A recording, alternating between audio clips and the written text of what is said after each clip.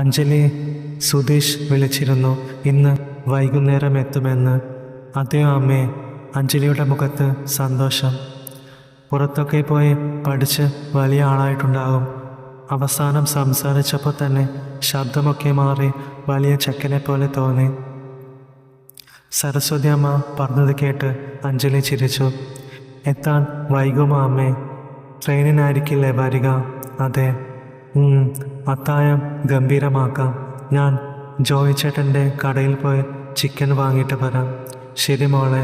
അതും പറഞ്ഞ് സരസ്വതി അമ്മ പിന്നാമ്പുറത്ത് നിന്നും അടുക്കളയിലേക്ക് കയറി. അഞ്ജലി ഷോൾ ശരിയാക്കി കടയിലേക്ക് പോയി.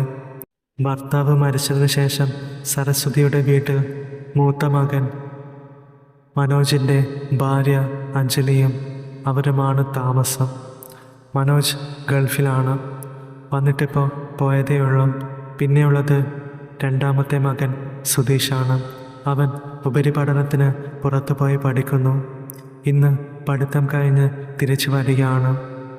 നാട്ടിൽ ഇനി ആഹ്ലാദിക്കാനോ ആർമാദിക്കാനോ അവന് കഴിയില്ല എന്ന സങ്കടത്തോടെയാണ് അവൻ വരുന്നത്. കാരണം നാട്ടിൽ അവന് അത്ര സുഹൃത്തുക്കളൊന്നുമില്ല. പിന്നെ വീട്ടിലുള്ളത് ചേട്ടത്തിയും അമ്മയും. ചേട്ടത്തിക്ക് അത്ര പ്രായമില്ലാത്തത് കൊണ്ട് ചേച്ചി എന്നാണ് വിളിക്കാറ്. വല്ലപ്പോഴുമേ ചേട്ടത്തി എന്ന് വിളിക്കൂ. പറയുമ്പോൾ ചേട്ടത്തി എന്ന് പറയും. ഇടയ്ക്ക് അവൾ എന്നും പറയും. അത് അഞ്ജലിക്കും കുഴപ്പമില്ലായിരുന്നു. അങ്ങനെ 7 മണി ആയപ്പോഴേക്കും 2 ബാഗും കയ്യിലേന്തി ക്ഷീണവും പേറി സുധീഷ് വീട്ടിലെത്തി. ഉമ്മറത്ത് തന്നെ അമ്മ ഇരിപ്പുണ്ടായിരുന്നത് കൊണ്ട് അവൻ പുറകിലെ പോയി കണ്ണ് പൊത്തി. അത് ഞൊടിയിടയിൽ മനസ്സിലാക്കിയ സരസ്വതി അമ്മ സുധീന്ന് നീട്ടി വിളിച്ചുകൊണ്ട് തിരിഞ്ഞു. കുറേ നാളുകൾക്ക് ശേഷം മകനെ കണ്ട സരസ്വതി അമ്മ സ്നേഹപ്രകടനങ്ങൾ കൊണ്ട് ഓടി. പുറത്തെ സംസാരങ്ങൾ കേട്ട് അടുക്കളയിൽ നിന്നും അഞ്ജലി പുറത്തെത്തി. സുധീഷിനെ കണ്ട് വേഗം അടുത്തേക്കെത്തി. സുധീഷ് വേഗം അഞ്ജലിയെ സന്തോഷത്തോടെ കെട്ടിപ്പിടിച്ചു. അപ്പോൾ അതിൻ്റെ ഒരു ആനന്ദം സുധീഷിൻ്റെ നെഞ്ചിൽ അറിഞ്ഞു. പെട്ടെന്ന് തന്നെ അഞ്ജലി പിന്മാറി. കാരണം ആ നീക്കം അഞ്ജലി പ്രതീക്ഷിച്ചില്ലായിരുന്നു. കൂടാതെ അമ്മയും അടുത്തു നിൽക്കുന്ന പരിസരബോധം അവൾക്കുണ്ടായിരുന്നു. അവന് ഇതുവരെ ലഭിക്കാത്ത ഒരു വല്ലാത്ത അനുഭവമായിരുന്നു അപ്പോൾ കിട്ടിയത്. അതോടെ അവൻ്റെ ക്ഷീണമൊക്കെ പമ്പ കടന്നു. ഇരുവരും പരസ്പരം ആദ്യമായി കാണുന്നത് പോലെ നോക്കി നിന്ന് പോയി. അമ്മ പറഞ്ഞത് ശരിയാ, ചെക്കന് നല്ല മാറ്റമുണ്ട്. മീശയൊക്കെ വെച്ച് ആണുങ്ങളായി. അത് കേട്ട് അവനൊന്ന് ചൂളി. സരസ്വതി അമ്മ ചിരിച്ചു. അങ്ങനെ 3 പേരും അകത്തേക്ക് കയറി. കയറുമ്പോൾ അഞ്ജലിയും സുധീഷും പരസ്പരം കണ്ടതിനെക്കുറിച്ച് ആലോചിക്കുകയായിരുന്നു. ചെക്കന് വന്ന മാറ്റത്തിൽ അഞ്ജലിക്ക് നല്ല അതിശയം തോന്നി. ജിമ്മിലൊക്കെ പോകുന്നുണ്ടെന്ന് തോന്നുന്നു. എല്ലാം ആകെ ഒന്ന് വിരിഞ്ഞിട്ടുണ്ട്. ഇതേ ചിന്ത തന്നെയായിരുന്നു സുധീഷിനും. 6 മാസത്തിന് മുൻപേ കണ്ടതിനേക്കാളും വലിയ മാറ്റം ചേട്ടത്തിക്കും സംഭവിച്ചിട്ടുണ്ട്. ഇനി വല്ല ലേഹ്യവും കഴിക്കുന്നുണ്ടോ ആവോ? പെട്ടെന്നാണ് ചേട്ടൻ ഇതിനിടയ്ക്ക് നാട്ടിൽ വന്ന കാര്യം അവൻ ഓർത്തെടുത്തത്. ഓഹോ, അപ്പോൾ അതിൻ്റെ ആകും. അവൻ അതും ചിന്തിച്ച് കള്ളച്ചിരി ചിരിച്ചു. എന്തായാലും അഞ്ജലിയുടെ ഈ മാതകമാറ്റം സുധീഷിനെ വല്ലാതെ ഹരം കൊള്ളിച്ചു. അത്താഴത്തിനുള്ള ഒരുക്കത്തിലാണ് അഞ്ജലി. എല്ലാം മേശയിലേക്ക് കൊണ്ടുവച്ചു. അമ്മയെയും സുധീഷിനെയും വിളിച്ചിരുത്തി. ഉണ്ടാക്കി വെച്ച ചിക്കൻ കറിയും ചോറും പപ്പടവും എല്ലാ വിഭവങ്ങളും വിളമ്പി. സുധീഷ് ശ്രദ്ധിച്ചപ്പോൾ അവൻ്റെ അടുത്തായിരുന്നു അഞ്ജലി. ഭക്ഷണം വിളമ്പുകയാണ്. ചുരിദാറും ലെഗിൻസുമാണ് വേഷം. ആരും കാണാതെ സുധീഷ് അവിടെ ശ്രദ്ധിക്കാൻ തുടങ്ങി. വിടവിലൂടെ കാണുന്ന അവിടെയും ഇവിടെയുമെല്ലാം സുധീഷ് കണ്ണെടുക്കാതെ നോക്കി. നോക്കി. എന്തായാലും ചേട്ടത്തി ഒരു നാടൻ സൗന്ദര്യം തന്നെ എന്ന സത്യം അവൻ ആവാഹിച്ചു. അഞ്ജലിയുടെ വേഷത്തിൽ വേറെ ഒരു പാകപ്പിഴയും അവന് കണ്ടെത്താൻ കഴിഞ്ഞില്ല. ആ സൗന്ദര്യത്തോട് പറ്റിപ്പിടിക്കുന്ന ടൈപ്പ് ചുരിദാറൊന്നുമല്ല, ഇറക്കം കുറഞ്ഞ നെക്കല്ല, പുറവുമല്ല. അതുകൊണ്ട് താൻ ഉദ്ദേശിക്കുന്ന തരത്തിലുള്ള ഒരു സീനും കിട്ടാൻ വഴിയില്ല എന്ന് സുധീഷിന് മനസ്സിലായി. കുറച്ച് ദിവസം അവൻ അതിന് ശ്രമിച്ചെങ്കിലും പാഴായി. എന്നാൽ ആ സൗന്ദര്യം സുധീഷ് ആവോളം ആസ്വദിച്ചുകൊണ്ടിരുന്നു. നടക്കുമ്പോഴുള്ള അതിൻ്റെയും ഇതിൻ്റെയുമൊക്കെ തുള്ളലിൻ്റെ സ്പന്ദനവും താളക്രമവും സുധീഷ് മനസ്സിലാക്കി. അവയുടെ വലിപ്പവും വണ്ണവും ഊഹിച്ച് തലയിൽ കുറിച്ചിട്ടു. വീട്ടിലെപ്പോഴും ഒരേ ടൈപ്പ് വേഷം ഇടുന്നതിലെ അവന് വിഷമമുണ്ടായിരുന്നുള്ളൂ. പിന്നെ കുറച്ച് ദിവസങ്ങൾ കഴിഞ്ഞപ്പോൾ സുധീഷിന് കുറച്ച് തിരക്കുകളുണ്ടായി. അതൊക്കെ തീർത്ത് സാവധാനം ചേട്ടത്തിയെ മുട്ടിനോക്കാം എന്ന് അവൻ കരുതി. അങ്ങനെയിരിക്കെ ഒരു ദിവസം വൈകുന്നേരം അഞ്ജലിയടത്തി കുളിച്ചിറങ്ങി നൈറ്റ് മാത്രം ഇട്ടുകൊണ്ട് മുറിയിലേക്ക് പോകുന്നത് കണ്ടു. ആ പോക്ക് കണ്ട് സുധീഷ് നോക്കി. ഒറ്റ നോട്ടത്തിൽ അകത്ത് ഒന്നുമില്ലെന്ന കാര്യം മനസ്സിലായി. കാരണം അത് അങ്ങനെ പുറത്തേക്ക് എത്തി നോക്കുന്നുണ്ടായിരുന്നു. പിന്നെ അവയുടെ ചലനത്തിലും മാറ്റമുണ്ട്. ഒരു നോക്ക് മാത്രം കണ്ട ആ കാഴ്ചയിൽ മധ്യഭ്രമിച്ച് പിറകെ പോയപ്പോൾ ചേട്ടത്തി മുറിയിൽ കയറി വാതിലടച്ചിരുന്നു. നിരാശ കൊണ്ട് തിരിഞ്ഞപ്പോൾ കുളിമുറിയിൽ പോയി ഒന്ന് നോക്കാനുള്ള ബുദ്ധി ഉദിച്ചു. ചേച്ചിക്ക് വേണ്ടി മുറിയിൽ ബാത്റൂം ആക്കാഞ്ഞതിനുള്ള നന്ദി ചേട്ടനോട് മനസ്സിലറിയിച്ചുകൊണ്ട് സുധീഷ് കുളിമുറിയിൽ കയറി. ഒരു പിയർ സോപ്പിൻ്റെ ഗന്ധം അവിടെ അലയടിച്ചു. അഴയിൽ ഒന്നും കാണാനില്ല. താഴെ നോക്കിയപ്പോൾ ബക്കറ്റിൽ സോപ്പ് പൊടിയിൽ കുതിർന്ന എല്ലാം കണ്ടു. വളരെ വിഷമം തോന്നിയ സുധീഷ് അതെടുത്ത് നോക്കി. പക്ഷേ നിരാശയായിരുന്നു ഫലം. എങ്കിലും ഉള്ളത് വെച്ച് അഡ്ജസ്റ്റ് ചെയ്തു. പിന്നെ ഓരോന്ന് ആലോചിച്ച് കൊടുത്തു. പിന്നീട് ഒരു ദിവസം അഞ്ജലിയുടെ മുറിയിൽ ഒന്ന് സെർച്ച് ചെയ്താൽ തനിക്ക് വേണ്ട എന്തെങ്കിലും ഒന്ന് കിട്ടാതിരിക്കില്ല എന്ന് വിചാരിച്ച് അഞ്ജലി ഇല്ലാത്ത തക്കം നോക്കി മുറിയിൽ കയറിപ്പറ്റി. അവിടെ തനിക്ക് വേണ്ട വല്ലതും ഉണ്ടെങ്കിൽ തനിക്ക് ആവശ്യമുള്ള സാധന സാമഗ്രികൾ അവൻ അവിടെ തപ്പി നോക്കി. പക്ഷേ ഒന്നും കിട്ടിയില്ല. അഞ്ജലിയെ വളക്കാനോ മെരുക്കാനോ പറ്റില്ലെന്ന ചിന്ത അവൻ്റെ മനസ്സിൽ കൂടി വന്നു. വിരൽ കടിച്ചുകൊണ്ട് സുധീഷ് പുറത്തിറങ്ങി. അങ്ങനെ വീടിനടുത്ത് 4 ദിവസത്തെ ഗ്രാമോത്സവം വന്നു. രാത്രിയിലും നീണ്ടു നിൽക്കുന്ന പരിപാടികളുമുണ്ട്. എല്ലാ ദിവസവും പോകണമെന്ന് സരസ്വതി അമ്മ മരുമോളോട് പറഞ്ഞു. സുധീഷിനെ എങ്ങനെ വിളിച്ചിട്ടും വരാൻ അവൻ കൂട്ടാക്കിയില്ല. വൈകുന്നേരം പോകാമെന്ന് വെച്ച് അമ്മയും മരുമോളും പണിയൊക്കെ വേഗം തീർത്ത് പോകാനുള്ള ഒരുക്കത്തിലായി.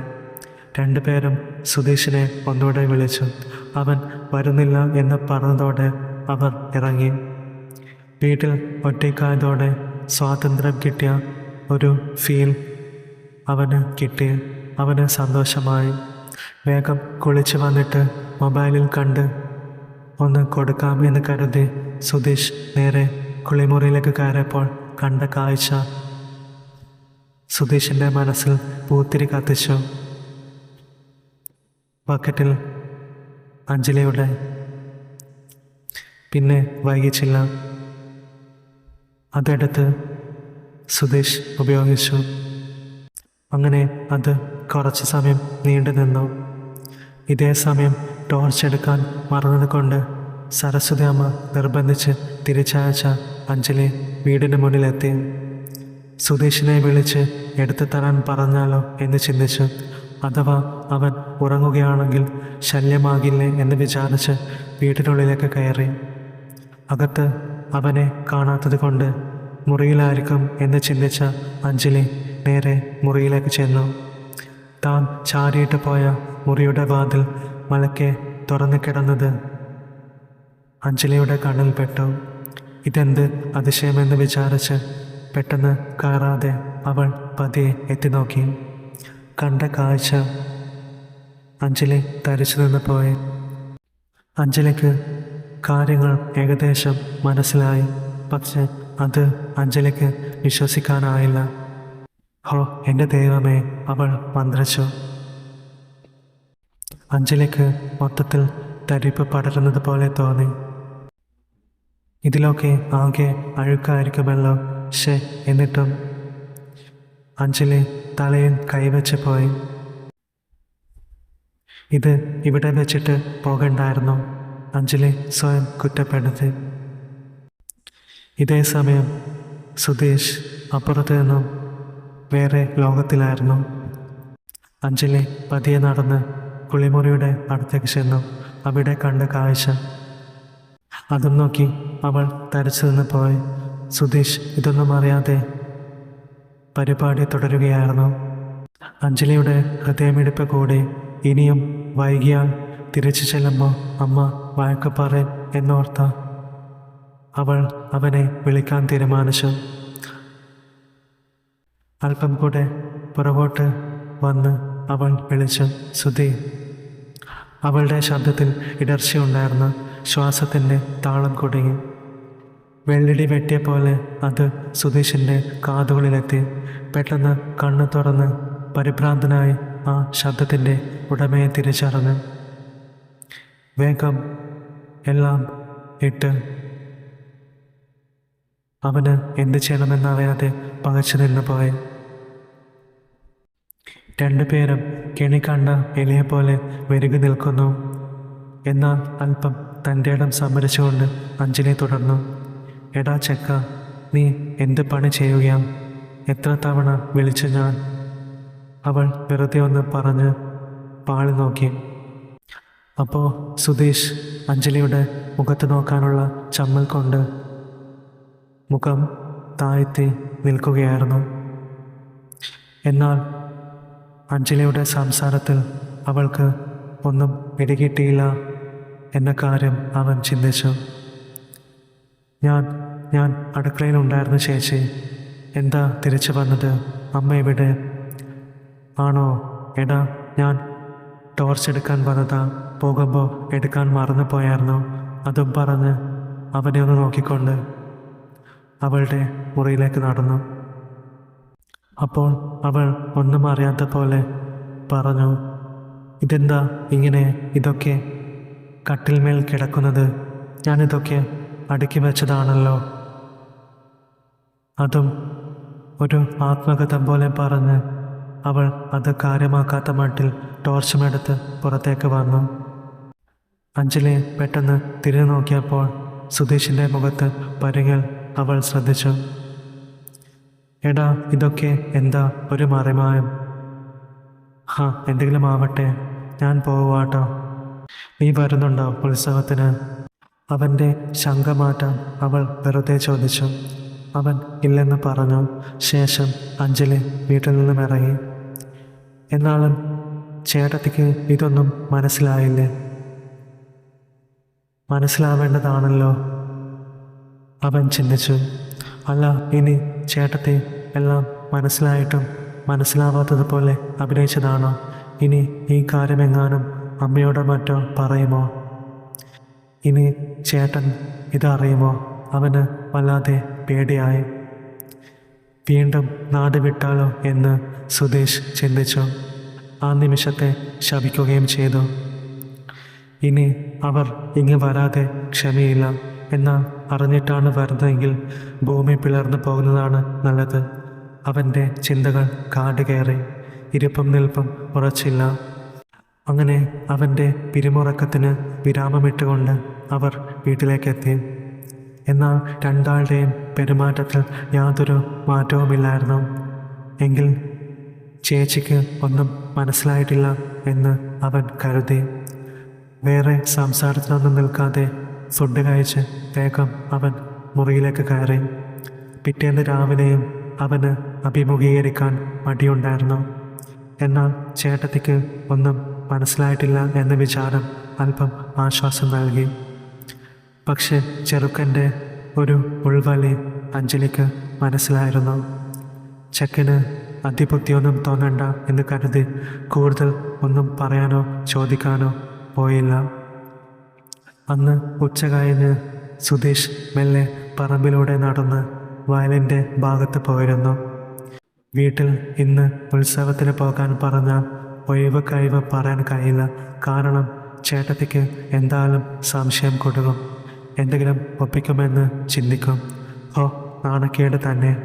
വൈകുന്നേരം ആകുമ്പോഴേക്കും അവൻ്റെ ചിന്തകൾക്ക് കടഞ്ഞാണിട്ട് അവൻ വീട്ടിലേക്ക് തിരിച്ചു. പ്രതീക്ഷിച്ചതുപോലെ രണ്ടാളുടെ ഭാഗത്തു നിന്നും ചോദ്യം വന്നു. മറുത്തൊന്നും പറയാൻ നിൽക്കാതെ ചേട്ടത്തിയുടെയും അമ്മയുടെയും കൂടെ അവൻ ഉത്സവത്തിന് പോയി. വലിയ തിരക്കും ബഹളവുമായിരുന്നു. സുധീഷിനാണെങ്കിൽ തിരക്ക് കാണുമ്പോൾ തല കറങ്ങും. അമ്മ അവിടെ എത്തിയതും ചേട്ടത്തിയോട് പറഞ്ഞിട്ട് പിന്നെ പരദൂഷണ തിരുവാതിരക്കാരുടെ കൂടെ പോയി. അമ്മയുടെ ടീമാണ് തിരുവാതിര കളിക്കുന്നത്. അമ്മയും ഉണ്ടായിരുന്നു. പക്ഷേ ഇപ്പോൾ സ്റ്റേജിൽ കയറാറില്ല.